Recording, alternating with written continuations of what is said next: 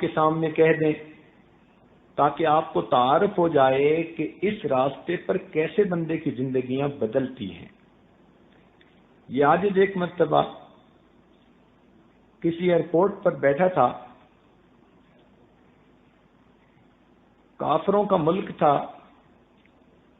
ایک نوجوان دیکھنے میں بہت خوبصورت پرسنالٹی اپنے ہاتھ میں شراب کی بوتل لیے پیتا ہوا جا رہا تھا۔ جب قریب سے گزرا اور اس نے اس عاجز کی طرف دیکھا تو 5-10 قدم آگے جانے کے بعد پھر واپس آیا اور ہیلو ہائے کرنے کے بعد مجھے کہتا ہے I want to be like you. میں نے اس کی طرف دیکھا کہ منہ سے شراب کی بو آ رہی ہے، ہاتھ میں اس نے شراب کی بوتل پکڑی ہوئی ہے۔ یہ عاجز سمجھا کہ شاید یہ اس وقت اپنے ہوش میں نہیں، پرواز کر رہا ہے، اور اس کو فقیر کا یہ لباس اچھا لگا تو پوچھا کہ آپ کو یہ پگڑی، امامہ اور جبہ وغیرہ اچھا لگا؟ کہنے لگا no, I want to be like you, I see some light on your face. میں تمہارے جیسا بننا چاہتا ہوں اس لیے کہ تمہارے چہرے پہ مجھے کچھ روشنی محسوس ہو رہی ہے۔ دل میں فوراً خیال آیا کہ اے اللہ، ہو سکتا ہے اس کے لیے ہدایت کا وقت ہو۔ تو اس عاجز نے کہا کہ you can be even better than me, آپ تو مجھ سے بھی بہتر ہو سکتے ہیں۔ وہ کہنے لگا okay I am just coming.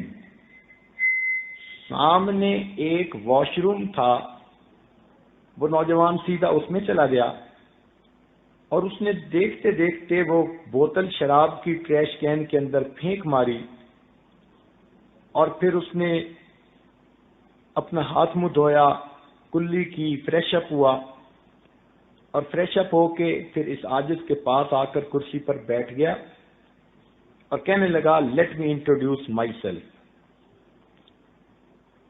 میں نے کہا ٹھیک ہے۔ کہنے لگا یہ میرا نام ہے، میں نے ٹوکیو یونیورسٹی جاپان سے کمپیوٹر انجینئرنگ میں ایم ایس سی کی ہوئی ہے، اور ایک کمپنی کے اندر میں مینیجر کے طور پہ کام کرتا ہوں۔ آپ دیکھ رہے ہیں کہ اللہ نے مجھے کتنی اچھی جوانی دی، خوبصورتی دی، اور میری جاب بہت اچھی ہے، اور میرے آفس میں ادھر ادھر ارد گرد ہر طرف لڑکیاں کام کرتی ہیں۔ میرا کوئی دن گناہ کے بغیر نہیں گزرتا، مجھے دائیں بائیں کہیں نہ کہیں سے روز گناہ کی آفر ہوتی ہے، اور میں ڈیلی گناہ کرتا ہوں۔ تو اب آپ مجھے بتائیں کہ میں آپ جیسا کیسے بن سکتا ہوں؟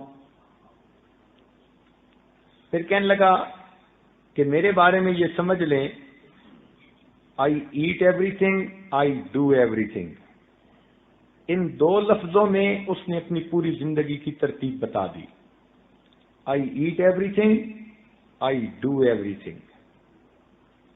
اب ایسی اس نوجوان کی زندگی، اور وہ کہتے ہیں کہ جی میں نیک بننا چاہتا ہوں۔ اس عاجز نے اسے بتایا کہ بھائی توبہ کے کلمات پڑھو، اور ایک ذکر قلبی کا طریقہ ہے، یہ عاجز آپ کو بتائے گا کرنا، اس کی برکت آنکھوں سے دیکھنا۔ وہ کہنے لگا مگر مجھے یہ بتائیں کہ میں گناہ سے کیسے بچ سکتا ہوں؟ یہ جو میرے آگے پیچھے ہر وقت حور پریاں پھرتی ہیں، یہ مجھے گناہ سے پیچھے رہنے نہیں دیتی۔ اس عاجز نے کہا کہ آپ کے لیے بچنا مشکل ہے، اللہ تعالیٰ کے لیے بچانا آسان ہے۔ آپ اس عمل کو کر دیکھو، اس کی برکتیں دیکھنا۔ کہنے لگا ٹھیک۔ وہیں بیٹھے بیٹھے اس عاجز نے اس کو بیٹھ کے کلمات پڑھائے اور یہی ذکر کا طریقہ سمجھایا، اور وہ بچہ بھی چلا گیا نوجوان، اور یہ عاجز بھی اپنی فلائٹ پر چلا گیا۔ 3 مہینے کے بعد اس کا خط آیا اس عاجز نے اب بھی اس کو اپنے ریکارڈ میں محفوظ رکھا ہے۔ تو اس خط میں اس نے 2 باتیں لکھی۔